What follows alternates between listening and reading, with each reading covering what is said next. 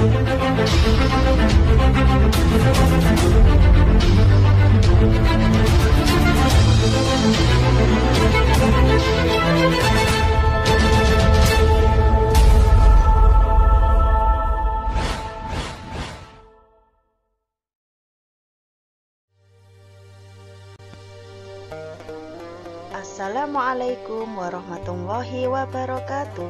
Halo anak-anak solih-solihah, bagaimana kabar hari ini? Alhamdulillah, luar biasa, Allahu Akbar.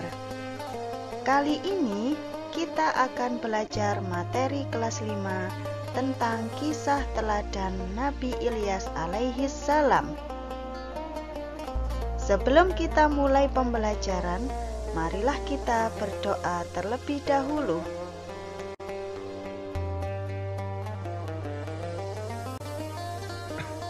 A'udzu billahi minasyaitonir rajim.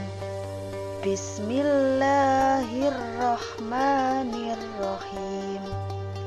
Rabbi zidni ilman warzuqni fahman waj'alni minas sholihin.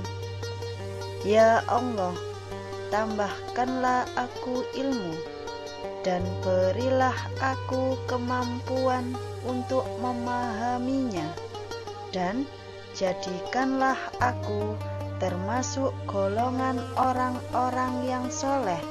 Amin. Anak-anakku yang berbahagia, di sini kita akan belajar tentang sejarah singkat Nabi Ilyas alaihi salam beserta kaum Bani Israel. Silsilah Nabi Ilyas alaihi salam. Nabi Ilyas adalah keturunan keempat Nabi Harun alaihi salam dengan nama lengkap Ilyas bin Finhas bin Azar bin Harun bin Imron bin Kahits bin Aziz bin Lawai bin Yakub bin Ishak bin Ibrahim. Bukti Nabi Ilyas adalah Rasul Allah, dan sesungguhnya Ilyas termasuk salah seorang dari Rasul-Rasul. Ingatlah ketika ia berkata kepada kaumnya, "Mengapa kamu tidak bertakwa? Pantaskah kamu menyembah Baal dan kamu tinggalkan sebaik-baik pencipta, yaitu Allah Tuhanmu dan Tuhan bapak-bapakmu yang terdahulu?" Quran Surat As-Saffat ayat 123 sampai 132. Sejarah dan perjalanan dakwah Nabi Ilyas. Nabi Ilyas diutus di daerah Ba'laba sebelah barat Damaskus, di mana penduduknya yaitu kaum Bani Israel menyembah berhala. Berhala tersebut bernama Baal, yang merupakan patung yang terbuat dari emas. Nabi Ilyas diutus oleh Allah Subhanahu wa Ta'ala untuk memerintahkan kepada kaum Bani Israel agar meninggalkan berhala dan menyembah kepada Allah. Namun raja dan kaum Bani Israel pada masa itu menolak dan mereka lebih mempercayai berhala.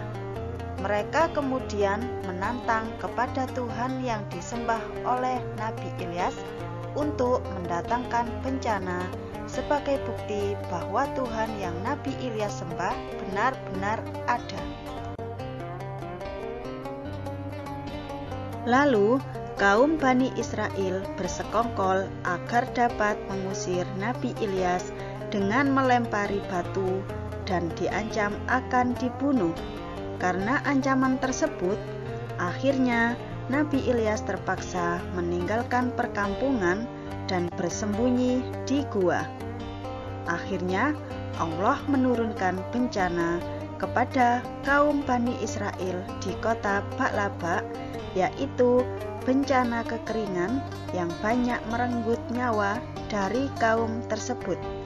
Bani Israel meyakini bahwa bencana tersebut ditimpakan karena Nabi Ilyas telah berdakwah di kota tersebut.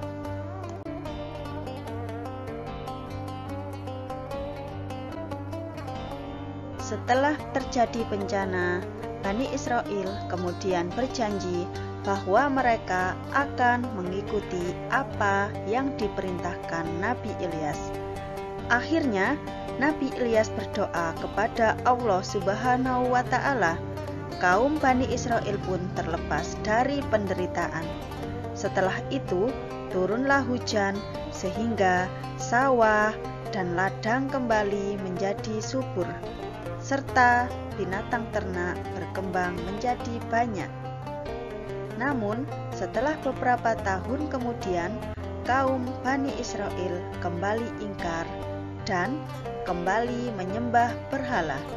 Akhirnya, Allah menurunkan bencana kembali berupa kekeringan melanda kaum Bani Israel, dan Nabi Ilyas meninggalkan kaumnya dari perkampungan tersebut. Setelah Nabi Ilyas meninggalkan kaumnya, diriwayatkan Nabi Ilyas telah wafat dengan cara diangkat oleh Allah Subhanahu wa Ta'ala ke langit.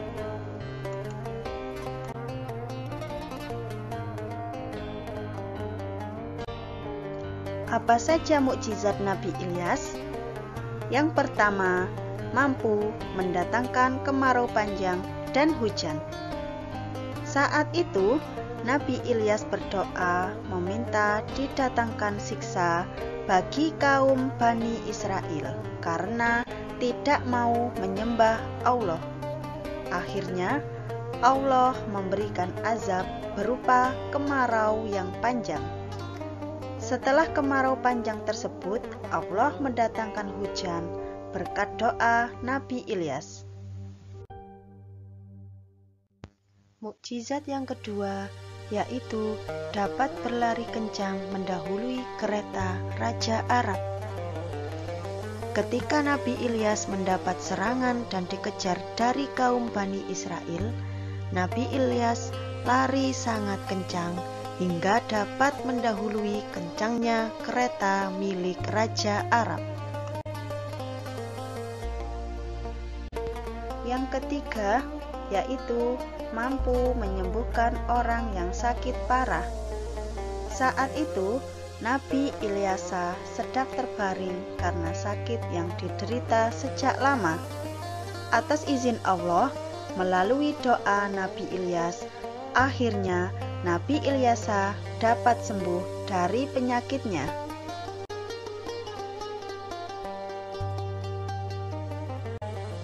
Anak-anak, dari kisah Nabi Ilyas tersebut, pelajaran yang bisa kita petik adalah 1. Nabi Ilyas senantiasa sabar menghadapi umatnya yang durhaka dan tidak pernah berhenti mengajak kepada kebaikan. 2. Nabi Ilyas selalu berdoa untuk keselamatan kaumnya. Sebelum kita akhiri pelajaran hari ini, jangan lupa kita doa setelah belajar ya. A'udzu billahi minasyaitonir rajim. Bismillahirrahmanirrahim. Subhanakallahumma wa bihamdika asyhadu an la ilaha illa anta astaghfiruka wa atubu ilaik. Maha suci Engkau, ya Allah, aku memujimu. Aku bersaksi bahwa tiada Tuhan yang berhak disembah kecuali Engkau. Aku minta ampun dan bertaubat kepadamu. Amin. Demikian video singkat tentang Nabi Ilyas alaihissalam. Mohon maaf atas segala kekurangan dan semoga bisa menambah keimanan kita kepada Allah Subhanahu wa Ta'ala. Wassalamualaikum warahmatullahi wabarakatuh.